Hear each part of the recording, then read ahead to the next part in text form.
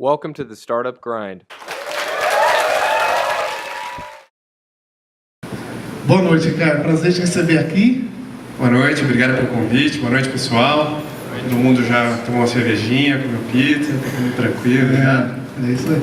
Eu falei que estava comentando com ele, ele também não conhecia o Grind e eu falei, você tá vendo aqui é exatamente como acontece no Vale do Silício. É pizza, as bebidas e o bate-papo, muito network, troca de cartão.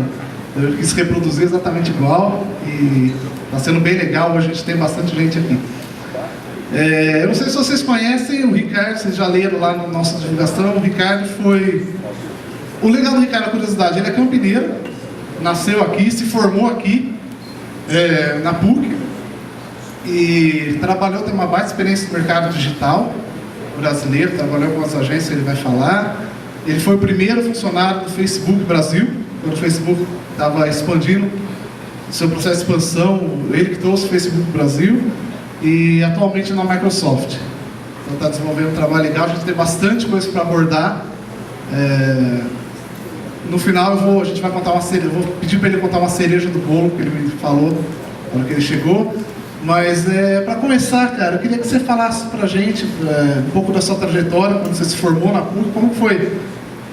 Qual foi o processo? Você se formou na PUC e hoje está, chegar onde chegou, né, passando pela maior rede social, uma das maiores empresas do mundo, trazendo ela pro Brasil. Como é que você chegou até lá? Você passou por algumas agências? Conta isso pra gente. Eu acho que às vezes a vida coloca a gente em caminhos que a gente não escolhe, mas que a gente plantou para que isso acontecesse. Então muitas vezes a gente nem imagina qual vai ser o destino, mas realmente a gente fez alguma coisa para que isso acontecesse, não é por acaso. Então quando eu saí da PUC, eu comecei a trabalhar na agência, que é a Propaganda Explícita hoje, agência aqui de Campinas. Então meu primo já trabalhava lá, eles estavam precisando de uma pessoa que fosse multitarefa. Então eu fiz planejamento para o meu trabalho na PUC de publicidade e propaganda, e aí o dono da agência me viu apresentando o trabalho e falou, perguntou para o meu primo, quem é que fez o planejamento? Ah, foi o Ricardo. Ah, vê se ele quer conversar com a gente para ele começar a trabalhar lá, porque a gente precisa de alguém de planejamento. Aí eu fui, como não tem tanta coisa de planejamento para fazer, ele falou assim, o que mais que você sabe fazer? Ah, você aí mexer em Core, Photoshop e tal. Ah, então se tiver um trabalhinho você faz? Ah, faço. O que mais? Ah, na faculdade eu era bom de redação, sei escrever bem e tal. Ah, então se precisar de um trabalho de redator, você faz também, faço também. Ah, o que mais que você faz? Ah, trabalhei bastante com tecnologia, assim, gosto de computador, né? E, você sabe fazer site? Eu falei, nossa, fiz um pra mim, né? Isso era 98. Eu fiz um de brincadeira lá, usando front page, que é da Microsoft. Tag marquee, né? Pra coisa ficar rodando no site, que era uma coisa bem legal. Aí ele falou assim, então, se você não tiver nada para fazer com planejamento e redação, você consegue fazer o site da agência? Eu falei, consigo, a gente vai aos pouquinhos vai fazendo, né? E aí no fim não tinha tanta coisa de planejamento, que era super, né? Tinha um mês de planejamento, depois passava, não tinha mais nada. Já tinha lá os redatores super bons, então eu fiquei bastante tempo fazendo o site. E aí a gente lançou o site em 3 áreas diferentes, que era muito foco em conteúdo, explicava o que era internet na época, explicava coisas sobre publicidade e propaganda. E aí esse site, depois que a gente nem imaginava, foi eleito como um dos 10 melhores sites do falido ou morto IBEST, né, que na época era aquele negócio e tal. Então foi o único site que não era de uma agência de capital, tinham 8 de São Paulo, 1 de Belo Horizonte e a gente de Campinas lá. Então não fui contratado para fazer o website, o website foi feito, né, com colaboração de todo mundo da agência, falando de conteúdo, e aí deu no que deu. Não estava no seu job description, né? Não estava.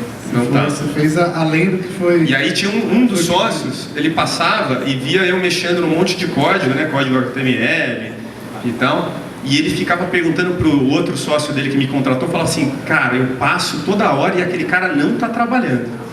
Aquele cara que está fazendo alguma coisa lá, tem que dar uma chamada nele, porque ele não trabalha. E aí o sócio que conhecia um pouco mais, falou, não, deixa quieto, deixa o menino lá, que está fazendo as coisas dele. E aí eu sempre ficava atento em oportunidades de mercado. Então, o meu segundo emprego, que foi na TES, que hoje é a Claro, né, operadora de celular, eu arrumei através de anúncio de jornal. Então estava lendo o Correio Popular de domingo, vendo lá as ofertas de emprego, vi um anúncio em inglês falando para levar o currículo no jornal. Então peguei, imprimi meu currículo, coloquei dentro do envelope, fui lá na porta do correio e entreguei o meu currículo. E aí fiz a entrevista, que era numa consultoria de emprego, e no fim descobri que era para trabalhar na TES, fazendo o primeiro site móvel deles. Então era para fazer a versão de um site para telefone celular, que nem existia o telefone celular ainda. Então tinha que fazer através de emulador, era aquela coisa. Então fui contratado para quase uma startup, era um spin-off da TES, chamava TIS, era TES Internet Services, que lançou uma marca que chamava Onde For, que era uma marca de só tinha serviços de valor agregado, SMS, ringtones, wallpapers para celular, e tinha um portalzinho. Então era eu como o super faz tudo da parte de front-end, então fazia o texto, né? E aí você começa a recuperar a parte de redator, fazia a parte de design, Photoshop e tudo mais, fazia a parte HTML, e aí tinha uma outra pessoa que era meu pai que fazia a parte de back-end. É interessante ver você falando tudo isso, e o Ricardo tem uma característica legal. Quando a gente fala de empreendedorismo, né, o pessoal fala, quantas empresas ele fundou e tal. E o Ricardo é fundador de uma empresa, de uma comunidade, a gente vai falar um pouco disso. Acho que alguns aqui conhecem o Bar Brejas, é dele. Tá? A maior comunidade de cerveja do Brasil é dele. A gente vai abordar esse tema também, em relação à comunidade. Mas o que eu estava querendo dizer é, a gente fala de empreendedorismo e fala, o cara fundou, é dono de várias empresas. Quando o empreendedorismo também está muito relacionado aonde você está dentro da empresa. Você pode ser empreendedor dentro de onde você trabalha. E você foi isso na Explicit, que você falou, você foi isso na TES, ou seja, você tinha um job da Explicit, mas você não se ateve a ele. Você fazia mais, tudo isso acabou chamando a atenção de quem passava atrás, de quem estava do lado, e a hora que tinha grandes oportunidades, acabava te chamando e não chamava outros. Então, isso é bem interessante no seu perfil, né? Você é um empreendedor também dentro das empresas. Isso é muito legal, porque tem muita gente aqui que trabalha em empresa e tal, não se respeita apenas a fundar um negócio. Exatamente. A oportunidade de empreender não é simplesmente abrir uma empresa. Você pode empreender dentro de empresas para qual você trabalha, você pode empreender dentro de casa, né? Não precisa montar uma empresa. E o engraçado é que tem assim, várias passagens que mostram essa evolução, né? E quando eu estava na TES eu era então web designer. Esse era meu título lá. E aí, a hora que estava tudo lançado, já tinha o portal para celular, já tinha o portal na web, já estava tudo funcionando, eles perguntaram assim, quem é que vai tomar conta do negócio? Então, tipo, o pedreiro foi lá, construiu a casa e está tudo pronto, funcionando. Quem é que toma conta desse negócio? Aí todo mundo falava assim, não sabemos, né? Na época nem se cogitava assim, não se ouvia falar do nome de gerente de produto. E aí fala assim, pô, mas quem entende desse negócio? Aí foram ver quem é que tinha especificado fluxo do usuário, quem tinha dado nome na taxonomia, quem é que tinha visto, definido funcionalidade, era o web designer, porque fazia o front-end com o usuário. Ah, você vai ser o gerente de produto, então.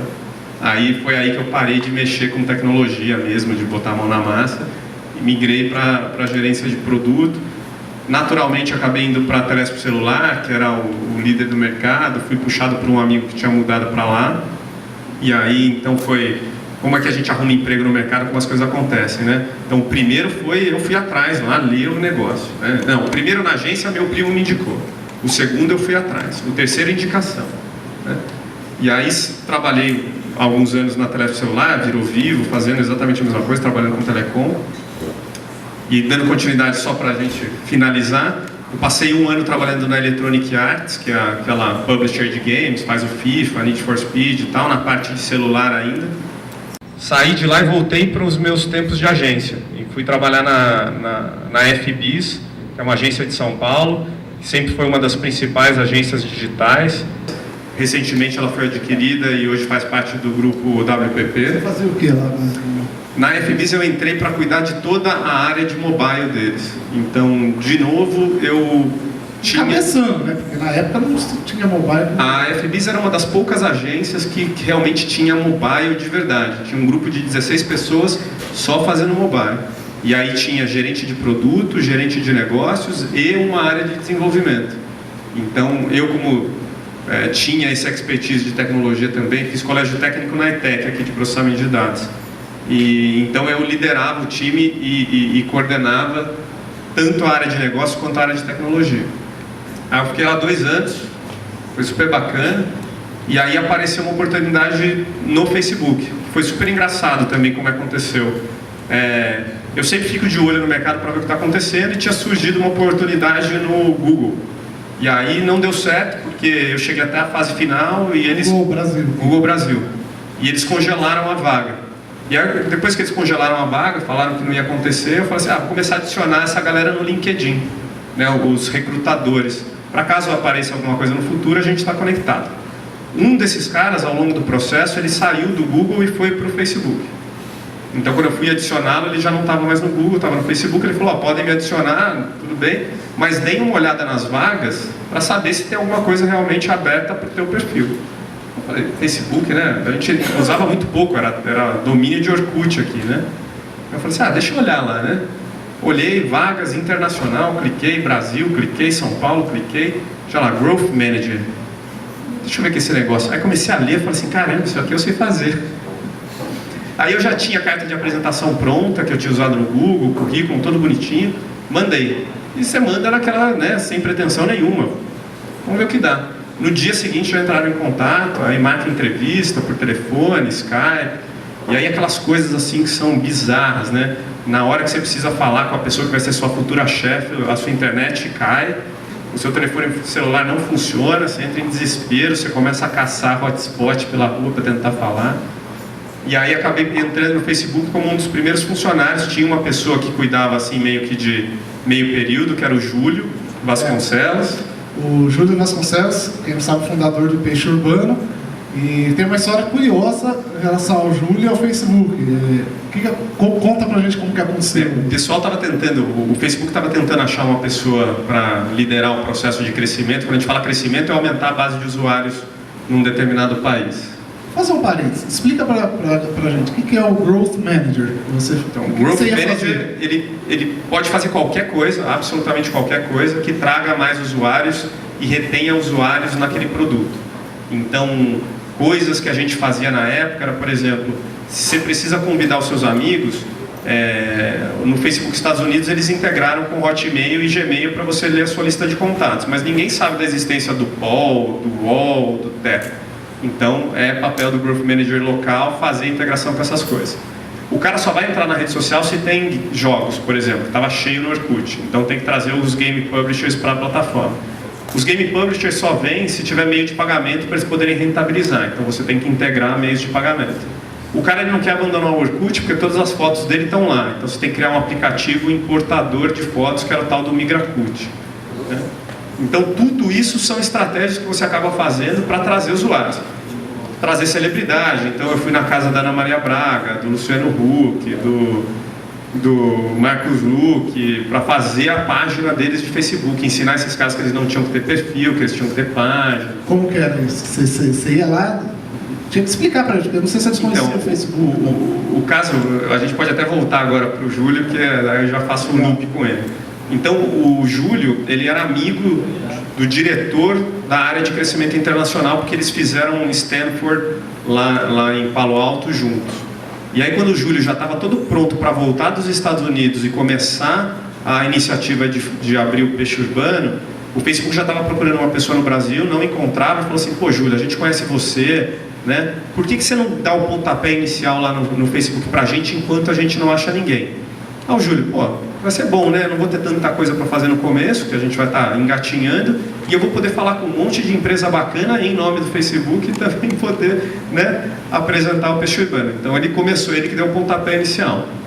Muito legal. Agora, interessante a questão de cultura, né? E aí, vamos entrar um pouquinho na questão do Facebook. Aquela cultura do Move Fast, né? Que o Mark Zuckerberg tem, e de fato impregnou na cultura da empresa. Eles vivem isso. Você vai poder falar um pouquinho disso pra gente. Até esse caso que a gente fala assim, poxa, eu vou fazer uma expansão para outro país, né? Deixa eu ver as leis, deixa eu contratar não sei quem, deixa eu falar com o melhor cara.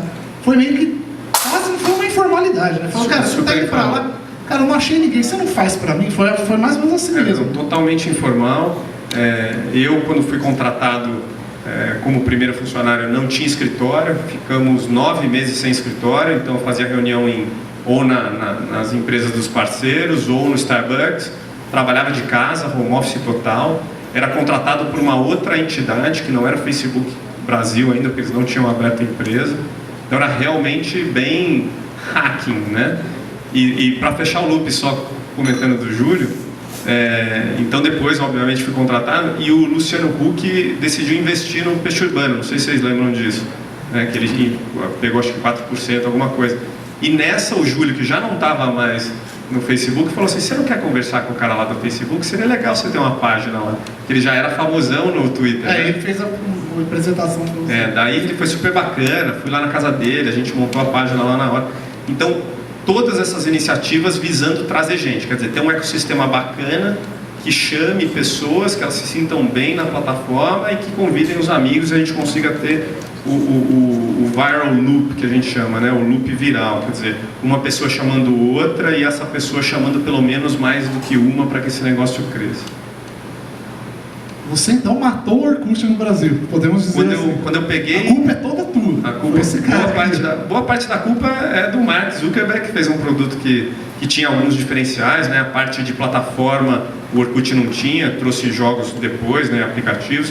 Essas extensões que deixaram o Facebook muito popular, de ter botão curtir, compartilhar, que você interagia com a plataforma mesmo não estando na plataforma, que realmente fizeram a diferença. E o Newsfeed.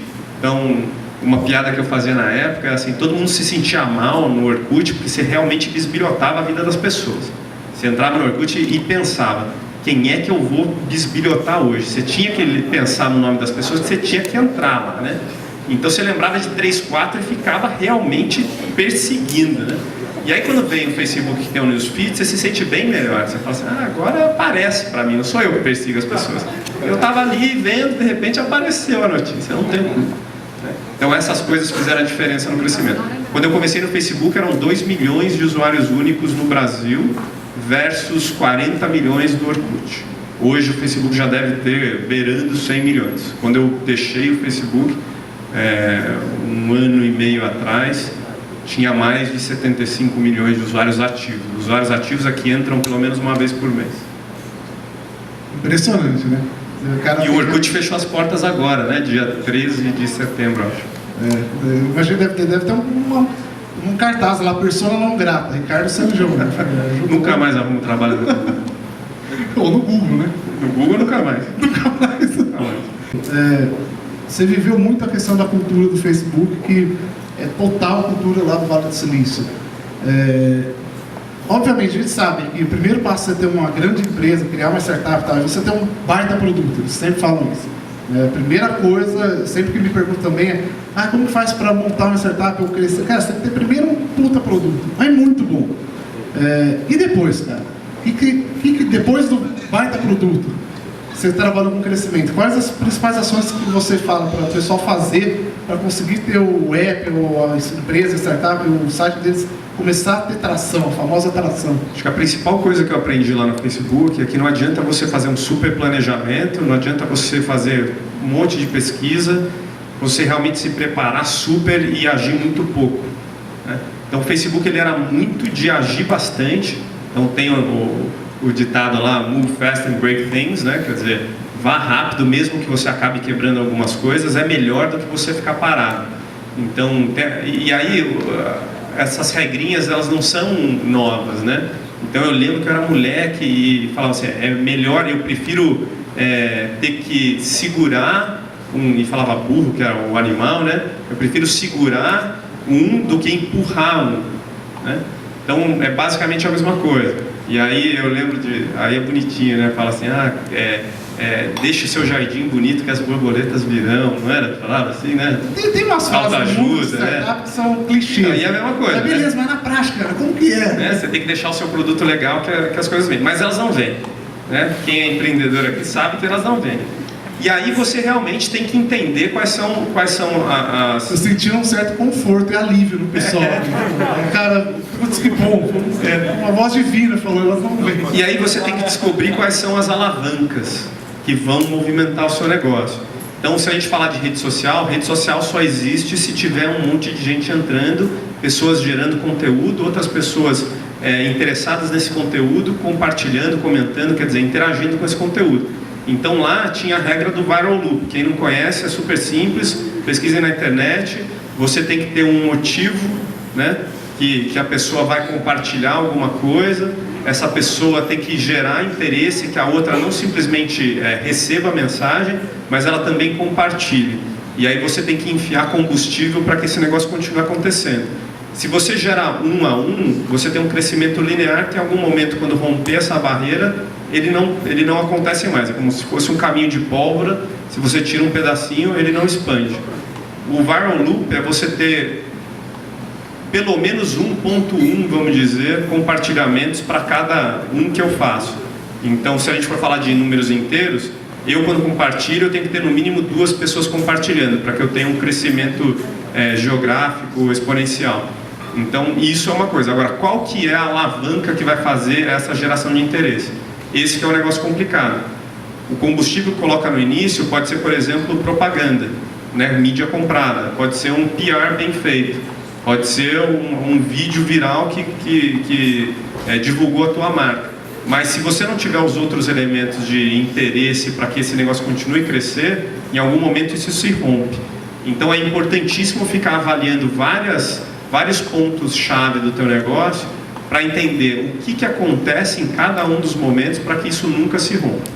Você está falando assim, não é só trazer o cara, ok, você faz uma ação bacana, seja ela qual for, e você traz a pessoa, mas ela chega e não tem a possibilidade de expressar a opinião, compartilhar a informação que ela teve impacto ali, ou seja, preparar o produto também para ter esse share, esse... Quer ver um exemplo super legal? Né? Você faz um concurso, né? E aí você quer que o seu concurso cresça viralmente, ele viralize. Aí você fala assim, qual que é o interesse de eu chamar meus amigos para diminuir a minha chance de ganhar o concurso? Tende a 0. Né? Então, se eu sei que está havendo um concurso, eu acho que eu tenho chance de ganhar, não vou convidar nunca meus amigos, porque eu não quero diminuir minha chance. Então, se você tem uma situação como essa, de alguma coisa que é super específica e o cara quer manter privada, né, a chance disso aí crescer viralmente é muito baixa. Então você tem que tentar falar assim, se isso não vai crescer assim, o que eu tenho que fazer? Incentivos de member get member, se você tiver amigos que você trouxe, você ganha em dobro, se seus amigos ganharem, mas você que trouxe, você também ganha alguma coisinha. Então tudo isso tem que ser identificado por quem é responsável pelo negócio. Bacana. Quando eu conheci o Ricardo, a gente bateu um papo, conheci a sede lá do Facebook aqui no Brasil, e aí a gente estava falando de produto, na época eu estava conversando com o Edbook também, e ele falou uma coisa interessante, como funcionavam as coisas dentro do Facebook, em relação às novas tarefas, às novas features ou funcionalidades do app, do site. E há uma tendência muito grande da gente fazer o melhor possível, né? Então eu vou fazer o lance, eu lembro que você me deu o exemplo da enquete. Eu vou fazer um sistema de enquete, ele vai gravar no banco de dados e vai exibir o relatório, tem que ter área administrativa.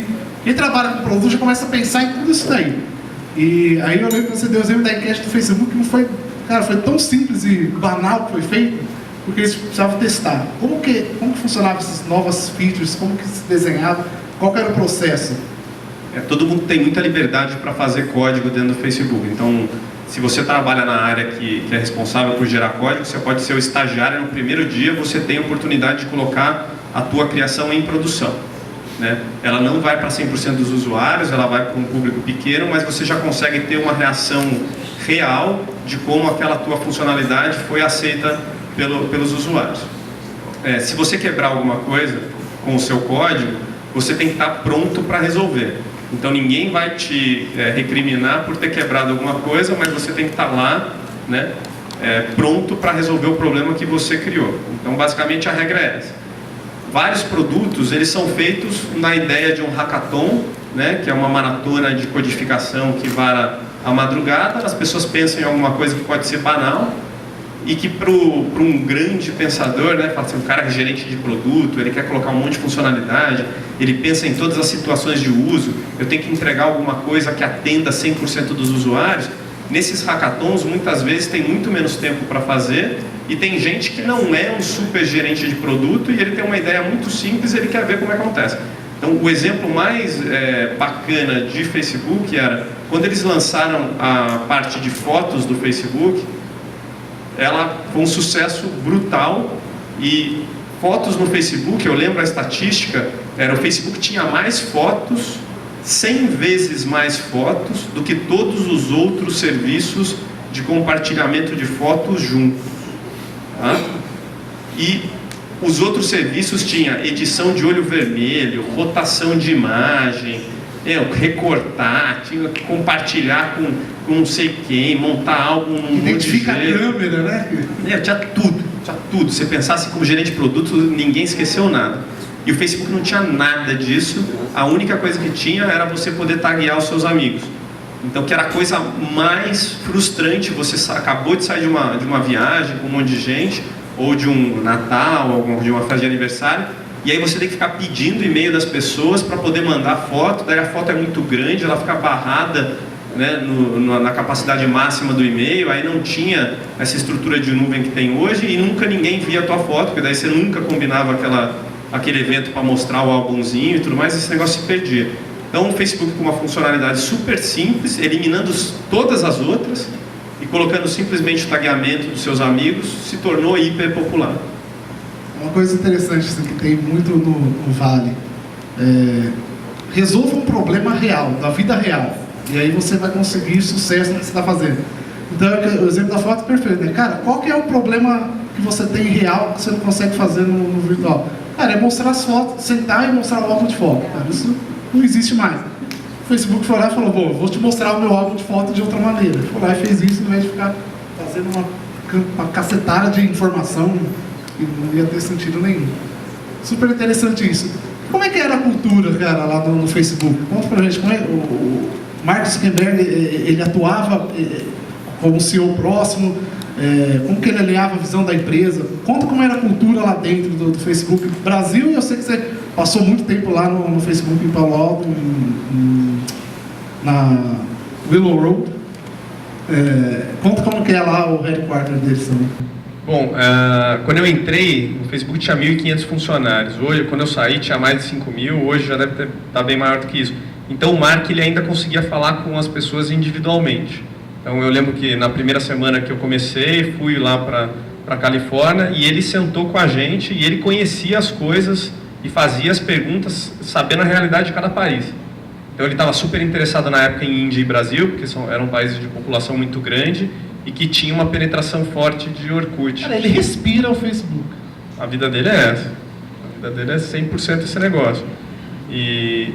Então ele participava muito e super ativo, tem uma cultura de portas abertas.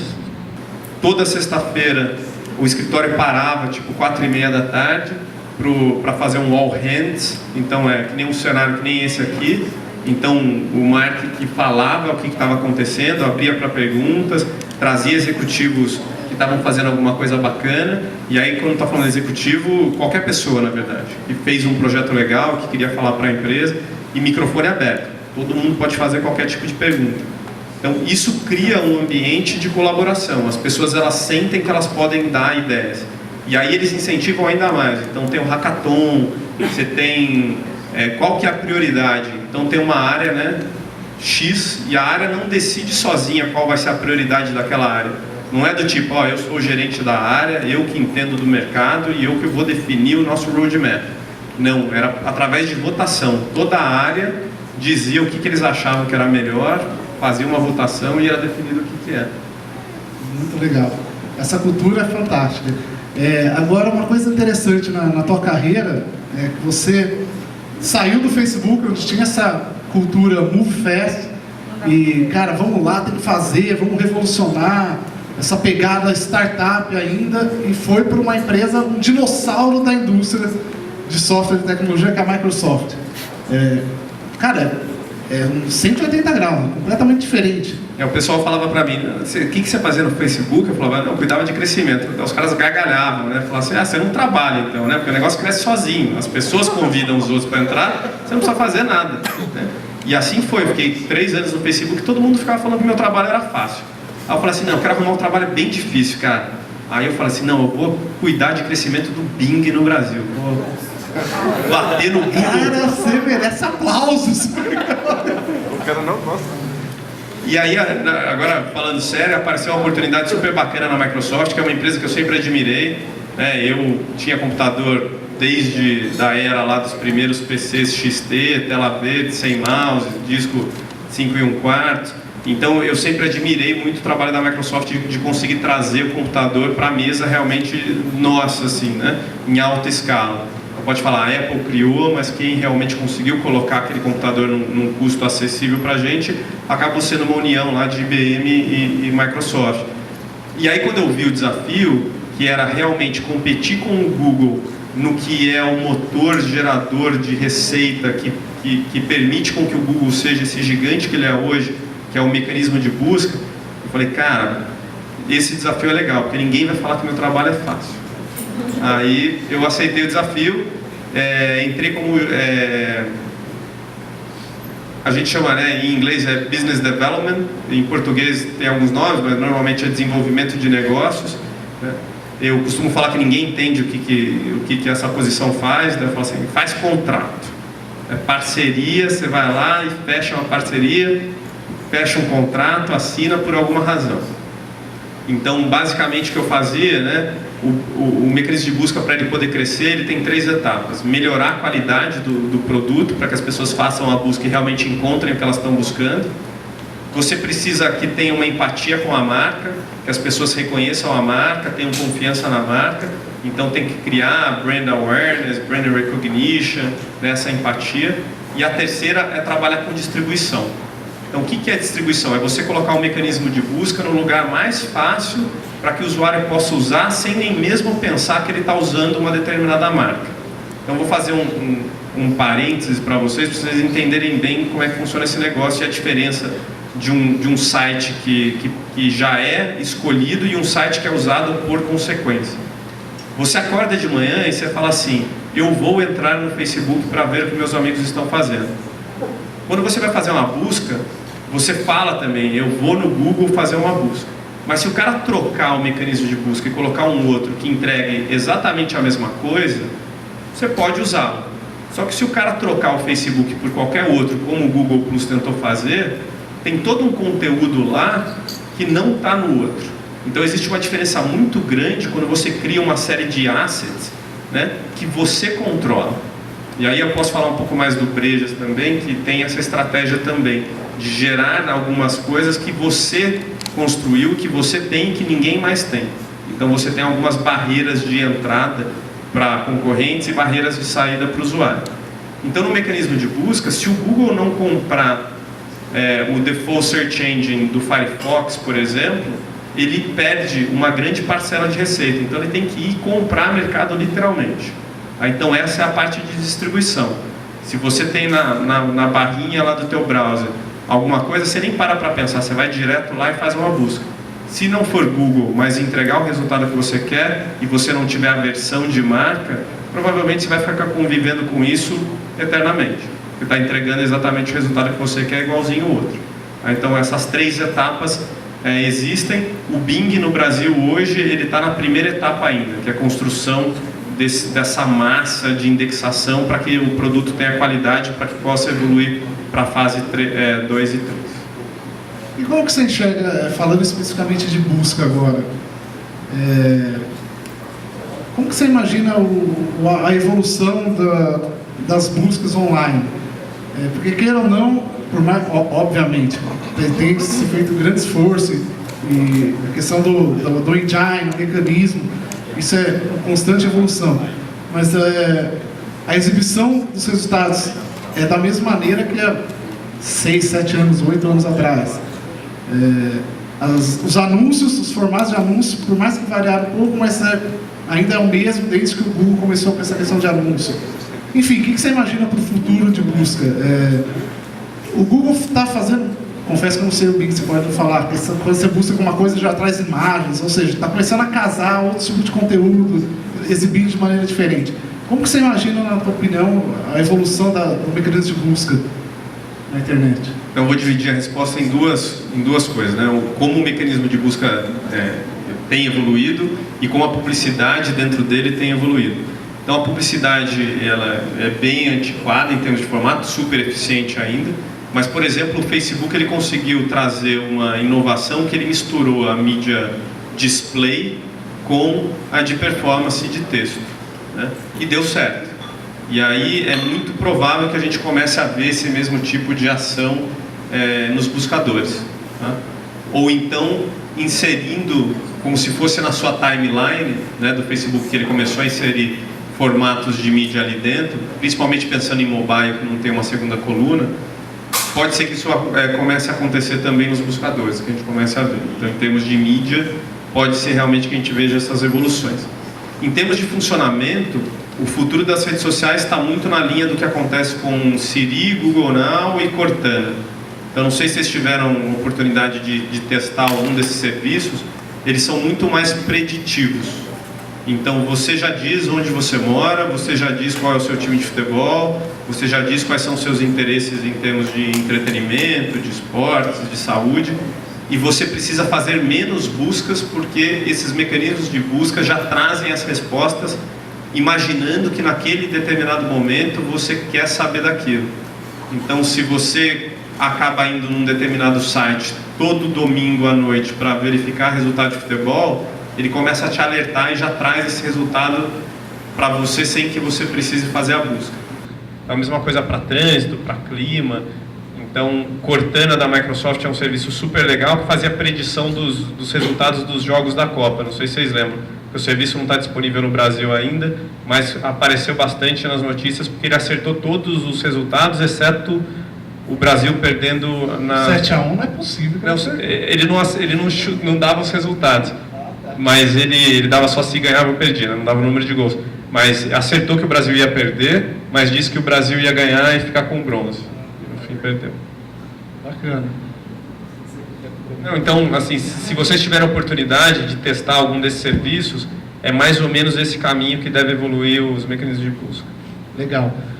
Eu sei que tem algumas pessoas aqui que estão começando uma ideia, um negócio, e você falou bastante, questão do seu primeiro desafio lá no Facebook de crescimento, e você fez um crescimento e uma consolidação, deixou bem estruturado a maior comunidade, no caso de cerveja, do Brasil. Como que você construiu isso? Você falou de ter ativos que você controla e que é teu, que você tem o domínio. O que quer dizer isso? Como fazer algo que é zero, você criou uma comunidade, passar a ser a maior comunidade daquele assunto. Então, sei lá, estou trabalhando com moda, como fazer com que eu crie uma comunidade engajada em relação ao meu negócio, ou livros, etc. Isso é bacana. Então, quando eu criei lá na agência, na Explícita, aquele website, a gente dividiu em 3 partes: internet, a agência e propaganda. Então a gente imaginava que ninguém teria interesse em visitar o site da agência só para conhecer a agência, que é muito chato, né? Você entrar lá, esses são os clientes e tal. Então a gente imaginava que a gente ia trazer gente, porque eles tinham interesse em conhecer mais sobre a internet e mais sobre propaganda. Então no fim, o site ele era indicado por professores de faculdade Campinas, fora de Campinas, como uma fonte de referência para conteúdo de publicidade. A gente publicava bastante coisa, seja conteúdo frio ou conteúdo quente, notícias do que estava acontecendo. E aí a gente precisava que isso aí aumentasse. E aí eu falei assim, poxa, o que era super popular na época lá, 98, né? Eram aqueles cartões virtuais que você mandava, a pessoa tinha que recuperar por e-mail. Voxcard, essas coisas. E aí eu achei um script gratuito lá, CGI, e falei assim, cara, vou colocar esse negócio. Tinha os criativos lá que eram bem melhores do que eu. E aí a gente fazia cartões que eram super irreverentes, assim. Então tinha um que era tipo cana brava, alguma coisa assim. E aí tinha pé de cana. Aí tinha realmente uma cana, assim, né? Cana de açúcar, e ficava zigue-zagueando, era um gif animado. Então, eram umas coisas assim divertidas. Aí tinha o lado romântico também. E aí as pessoas acabavam entrando lá para mandar, porque era bem diferente dos outros serviços de cartão, porque a gente fazia uma criação de agência, né? Não pegando clipart, essas coisas. E aí quando eu comecei no Brejas, eu falei assim, isso funciona, né? Então o Brejas o que era? Eu e alguns amigos, a gente começou a dar nota em cerveja. Então a gente bebia cerveja e dava nota de 1 a 5. Aí a gente construiu uma planilha Excel que tinha todas as notas, então tinha lá umas 200 cervejas e notas de 5 amigos.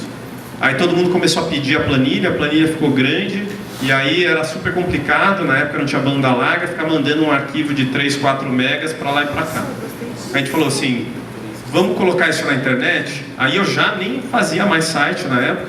Falei assim, eu vou recuperar minha vida passada de web designer, né, webmaster, vou fazer um sitezinho, a gente põe a planilha lá.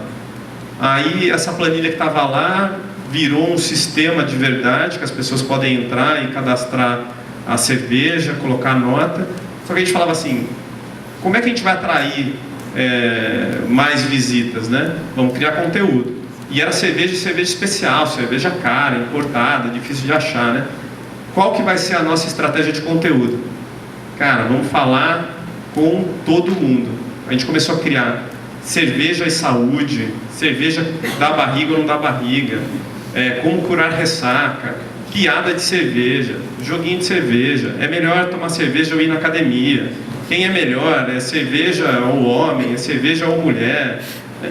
E aí tinha de tudo. Qual que era a estratégia? Era você conseguir se posicionar muito bem em SEO para diversas palavras-chave relacionadas à cerveja. Isso tem a ver com o teu negócio? O teu negócio não era trazer pessoas interessadas em cerveja especial? Mas quem que é o interessado em cerveja especial? E quem é amanhã? Então o cara que está procurando curar ressaca hoje pode ser o cara interessado em cerveja especial amanhã. Então a estratégia era realmente, eu falei assim, eu quero pegar todo mundo.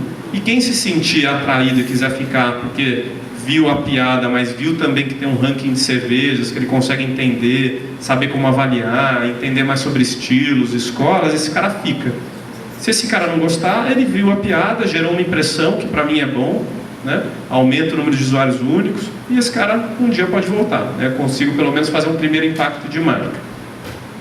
Então essa foi a estratégia, e aí a criação de assets que ninguém consegue copiar é basicamente o banco de dados que a gente acabou criando de perfis de cervejas cadastradas, que não é fácil, você não consegue do dia para a noite ir lá e colocar 10 mil cervejas cadastradas, e hoje a gente está com quase 90 mil avaliações feitas, que essa é ainda mais difícil, porque você não consegue atrair um monte de gente na rua da noite para o dia e falar, avalia a cerveja aí, que eu quero começar um banco de dados enorme.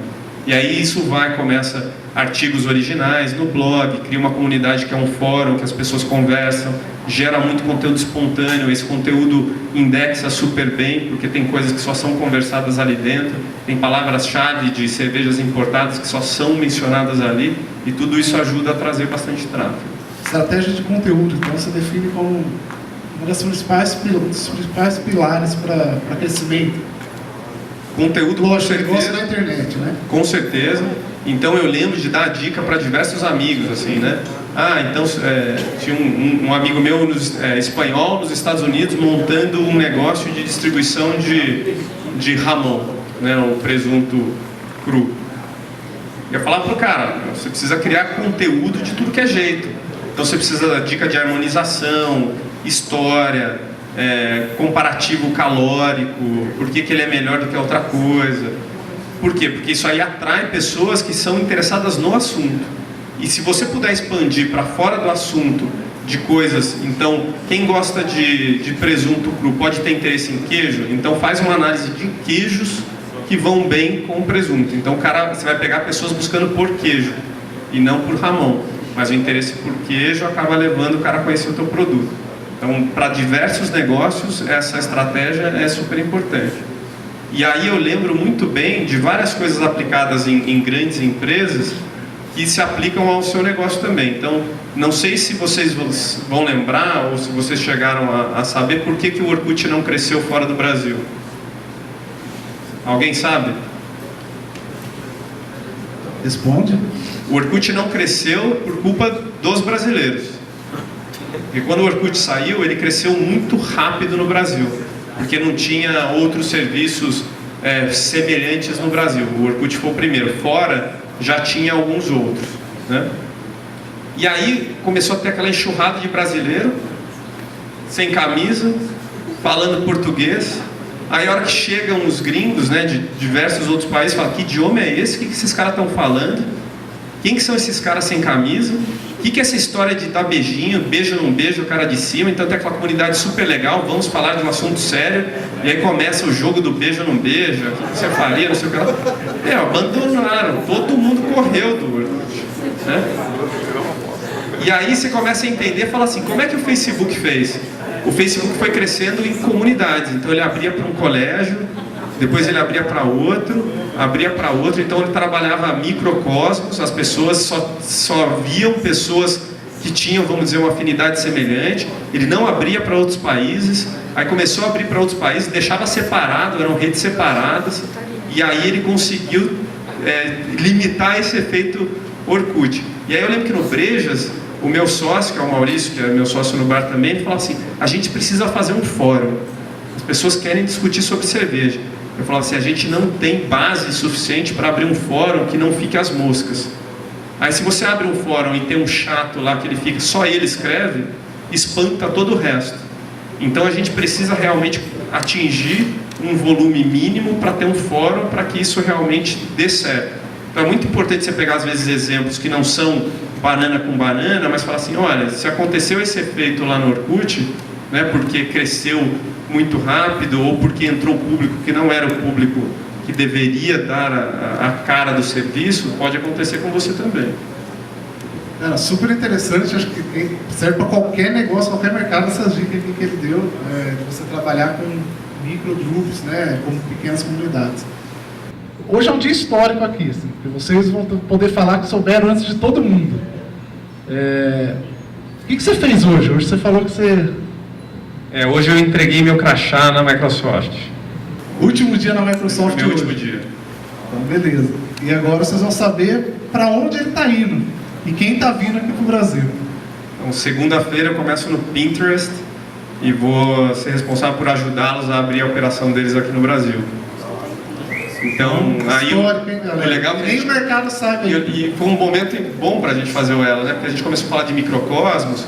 E essas novas redes sociais são justamente isso, né? É o microcosmo das redes sociais. Então, por que o Instagram cresceu tão rápido? Por que o WhatsApp virou um fenômeno? Por que redes como o Pinterest começam a ter cada vez mais atenção? É que eles resolvem problemas que a rede muito grande não consegue solucionar. Porque ele não consegue ser específico naquilo e entregar uma coisa que é muito mais otimizada para uma tarefa. Então, o que o Pinterest resolve? Se você está buscando imagens, mas não quer ficar procurando entre milhares de imagens que aparecem nos buscadores, né, Bing, Google, e quer ter alguma coisa de qualidade, você vai no Pinterest, que já são painéis com fotos que já são selecionadas, já tem uma curadoria de alguém que pode ser especialista ou entusiasta naquele tema. Então resolve muito o trabalho de você ficar garimpando a internet, que é uma coisa que antigamente a gente falava assim, ninguém vai fazer concorrência ao Google, né? O Pinterest faz concorrência ao Google em busca de imagem, por exemplo. Exatamente. Então legal, vocês são, eu particularmente, assim, para mim foi uma surpresa, eu não sabia que o Pinterest estava vindo para o Brasil, e que legal, que honra um convidado nosso aqui de Circle Grind, e daqui da nossa região, daqui da cidade, vai ser o Country Manager do Pinterest aqui no Brasil. Agora, na prática, cara, o que significa trazer o Pinterest para o Brasil? Quais serão suas primeiras ações? Qual a sua agenda nos próximos 2 meses? A estratégia desses caras que vêm para o Brasil normalmente é muito semelhante. Eles têm uma preocupação menor com geração de receita de forma imediata.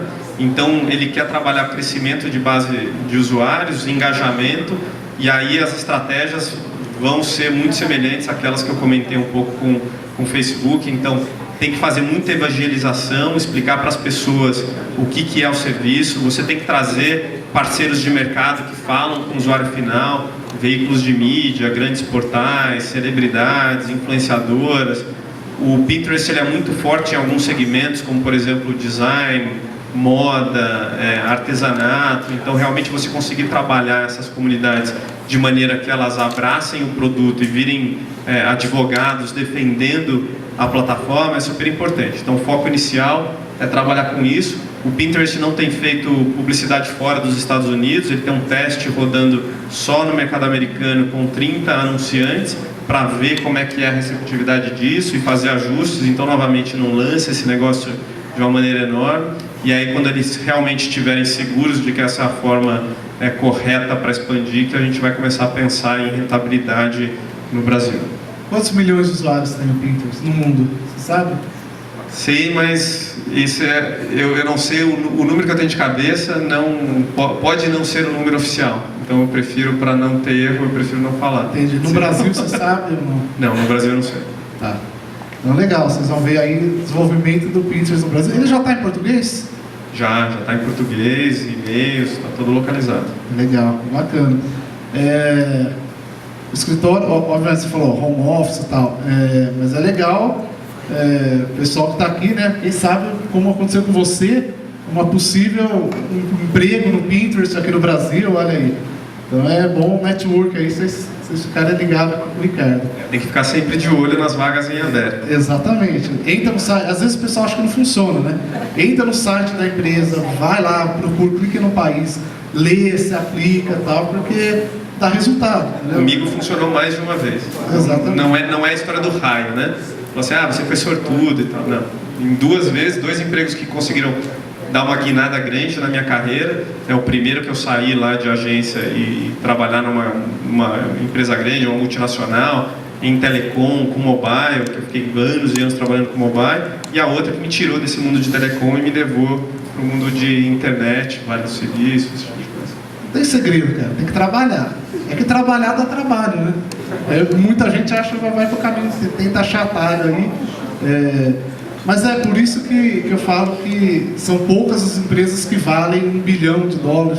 São poucas empresas grandes nesse sentido, porque, cara, é difícil. Tem que persistir, tem que batalhar, tem que correr atrás.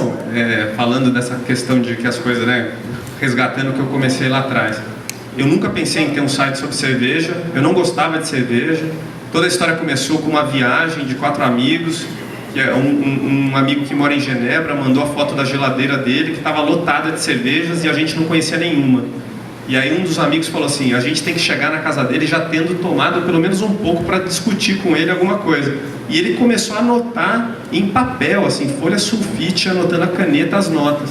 A gente voltou, pretensão nenhuma, começou a crescer, colocou a planilha, de repente tinha loja de cerveja, importadora, chamando a gente, porque ficaram sabendo que a gente era o grupo de 4 amigos que tinha um ranking de cerveja. E aí você pode optar por manter aquilo lá como uma planilha Excel eternamente e abandonar, ou você pode optar por pegar o teu horário livre à noite, fim de semana e fazer alguma coisa. O bar surgiu de uma oportunidade, porque era um bar do italiano e a gente frequentava, ele decidiu mudar de ponto, falou que ia vender o ponto e o meu sócio falou assim, não, eu vou pegar essa oportunidade. Ele era advogado, não tinha nada a ver com a história e falou assim, não, eu vou apostar.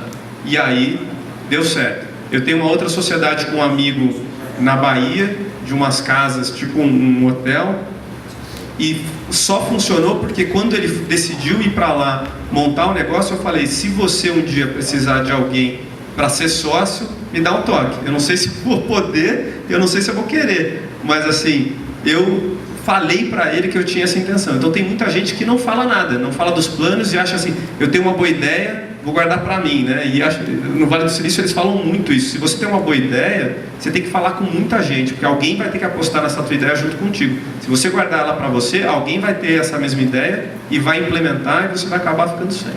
É isso aí. Galera, vou abrir espaço aqui para perguntas, curiosidades, o que vocês querem saber do Ricardo, trajetória, Facebook, Microsoft, Pinterest. Alguém tem alguma pergunta que queira fazer? Levanta a mão. Um de cada vez. Ninguém tem nenhuma curiosidade? Tem aqui na frente. Oi, boa noite. Como é que surgiu o Pinterest? Como é que foi? Você buscou de novo ou foi algum headhunter? Como é que foi isso? A história meio que se repete. Então, quando eu entrei na tese, eu que achei a vaga no jornal e depois eu fui para a Vivo através da indicação de um amigo que tinha saído da Vivo e indo para da tese e ido para a Vivo. Agora foi a mesma coisa. Então, tem muita gente que saiu do Facebook e foi para o Pinterest. Então, eu fui recomendado por já ter feito um trabalho semelhante no Facebook. Perguntas? Mas participei de rodada de entrevista igual, com um monte de gente. falei para alguns amigos, eles falaram, você que acabou pegando essa vaga, sei de um monte de gente que teve entrevista. Então, o fato de ser indicado não significa que você tenha a garantia da vaga. E rapidinho, como que é o processo de entrevista? Deve ser punk, deve ser... Microsoft, Facebook e Pinterest foram muito semelhantes. Você conversa primeiro com uma pessoa que eles chamam de recruiter, que é a pessoa que faz o recrutamento, e ela vê se você não é louco, né? Ela vê sua ficha, né, acadêmica e tudo mais, ela fala, tem a adequação à vaga. Depois, normalmente, você fala com o dono da vaga, e você fala depois com pessoas que são envolvidas na vaga. Então, pode ser o chefe do seu futuro chefe, pares seus ou áreas clientes, né? No caso da Microsoft, foi um caso diferente, que não tinha acontecido comigo, que foi headhunting. Então, começou todo o processo com uma abordagem por LinkedIn, de uma pessoa querendo conversar e não falando qual que era a empresa. E aí você pode chegar lá e ser uma empresa nada a ver, assim, que você não tem admiração nenhuma, e no caso era uma empresa que eu gostava, só que você só vai descobrir se você for, né? Então tem que estar sempre aberto a ouvir. Legal. Alguém mais tem uma pergunta? Tem ali.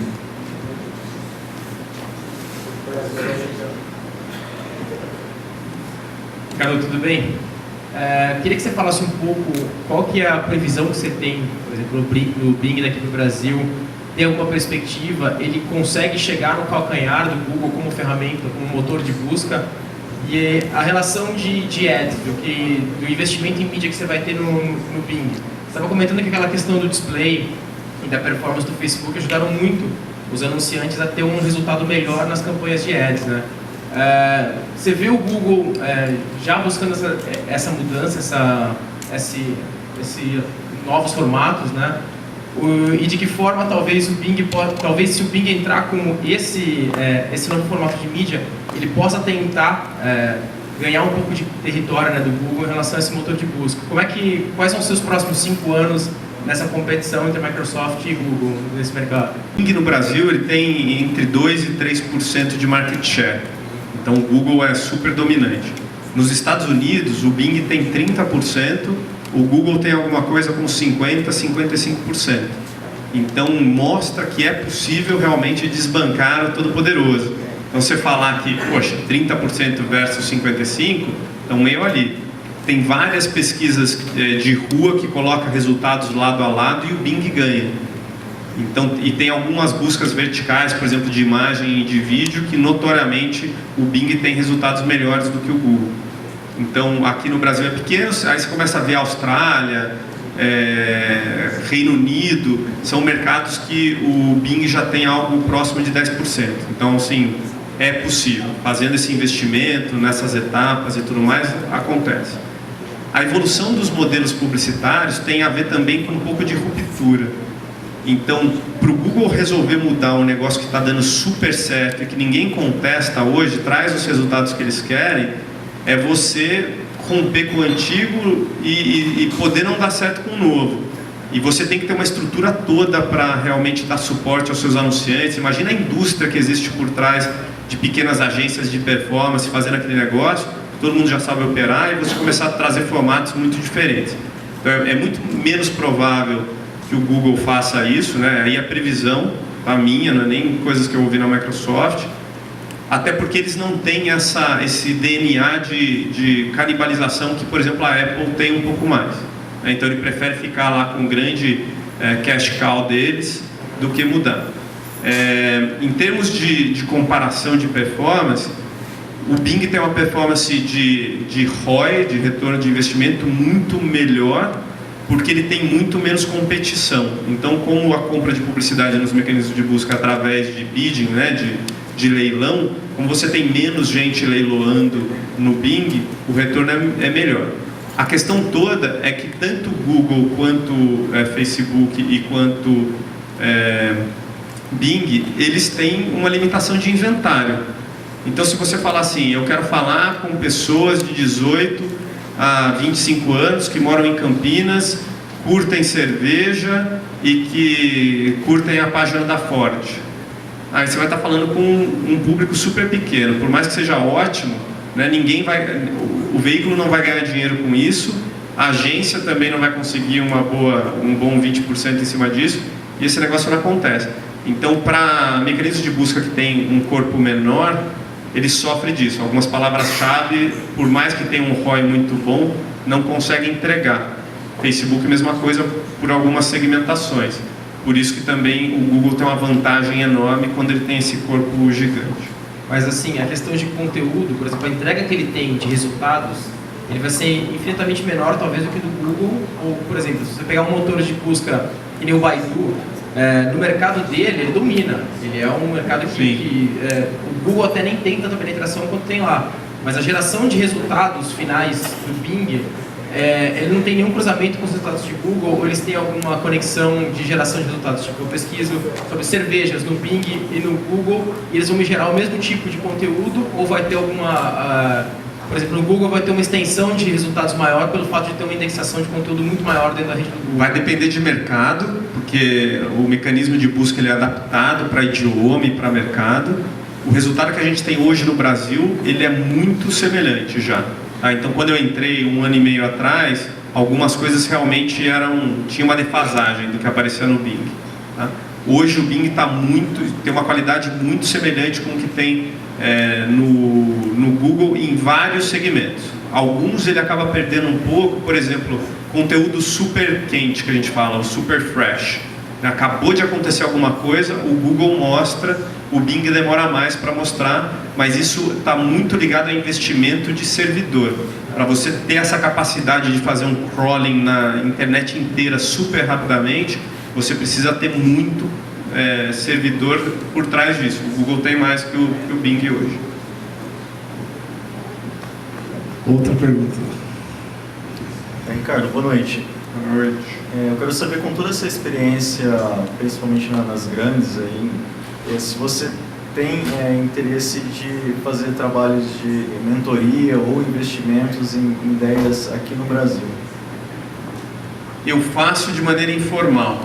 Então, assim, eu acabo conversando com bastante gente de mercado e passando um pouco do conhecimento que eu tenho em algumas áreas. Mas algumas regras de empresas que eu trabalho me limitam no tipo de atuação que eu posso ter. Então, se eu estou no Facebook, por exemplo, tem uma série de ideias ou coisas que eu aprendo lá que eu não posso compartilhar, e tem empresas que eu não posso participar do capital porque de uma forma ou de outra podem ser concorrentes. Então tem algumas limitações, mas sim, assim, é uma coisa que eu gosto de fazer sempre que eu tenho oportunidade. Eu tento compartilhar um pouco do que eu aprendi. Tem lá atrás.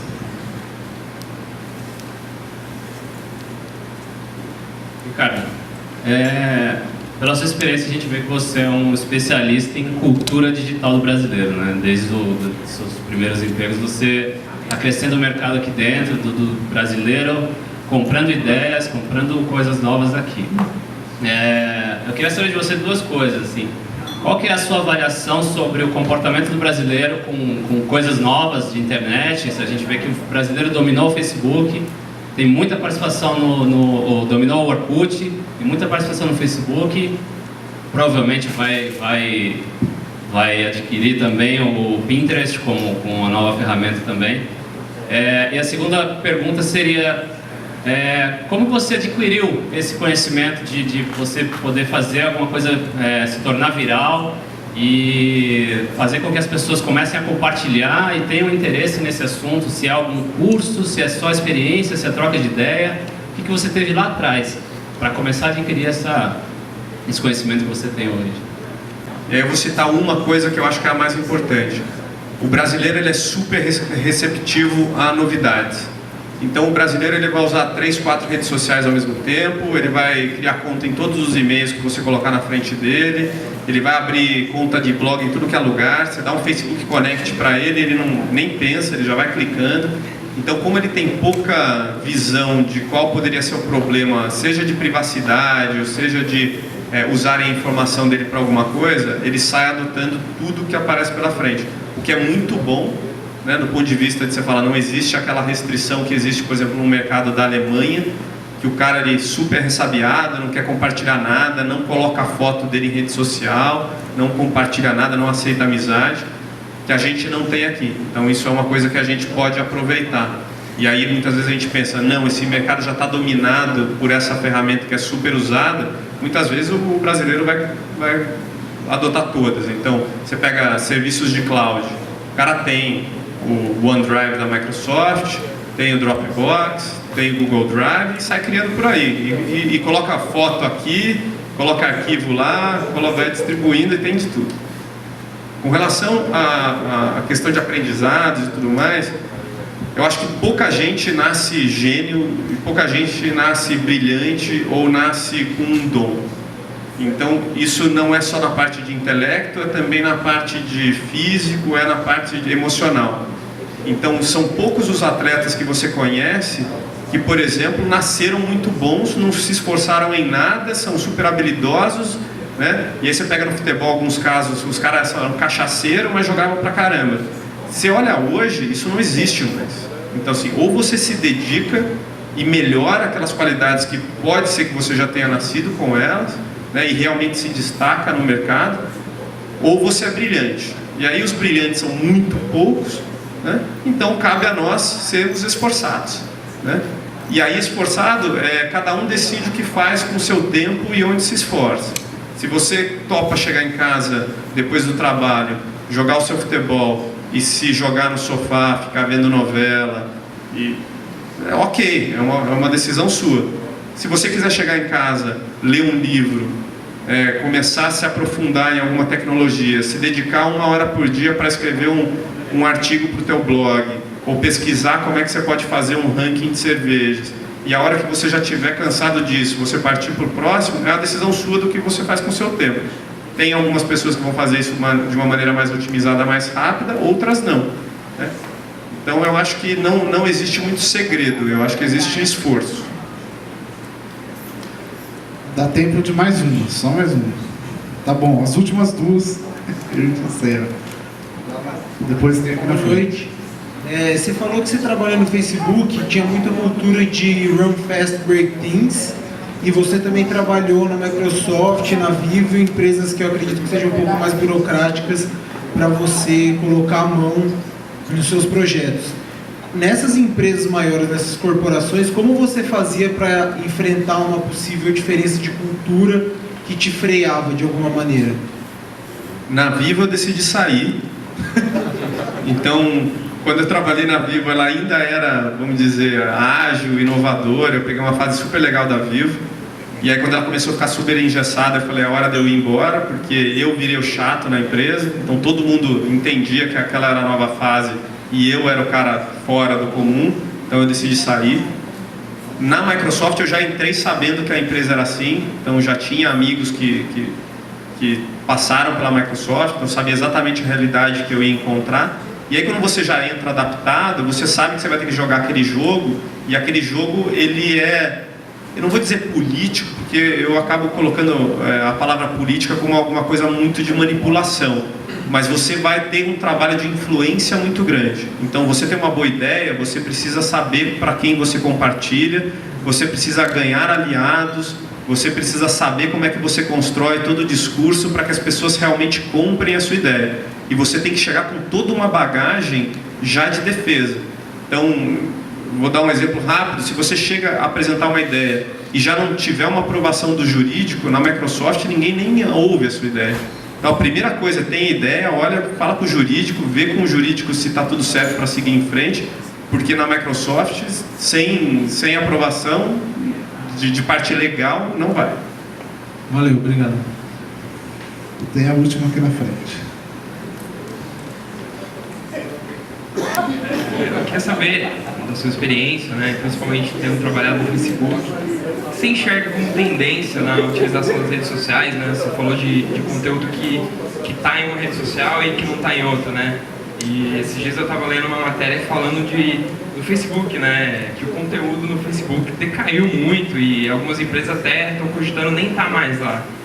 O que você enxerga de tendência na utilização? Você acha que essas redes sociais é algo que sempre vão, sei lá, são públicos diferentes, são coisas que vão sempre coexistir? Ou você acha que vai chegar uma hora que, sei lá, a fase de Facebook passa e de repente outras redes sociais nascem? Ou enfim, outras bombam, sei lá. Eu acho difícil a fase de Facebook passar, assim, de ser uma coisa passageira, né? Se você compara com outras coisas que foram passageiras, ela já passou do tempo que deveria ter a curva diminuído, mas com certeza ela não atende todas as necessidades, e as pessoas elas querem sempre melhorar. Então, se você acha que teu newsfeed já não traz mais fotos tão legais dos seus amigos, você vai para o Instagram. Se você acha que as marcas já não aparecem mais tanto com as novidades de moda e tal, você vai para o Pinterest. Se você quer comunicar com pessoas e de uma maneira mais rápida, você vai para o WhatsApp.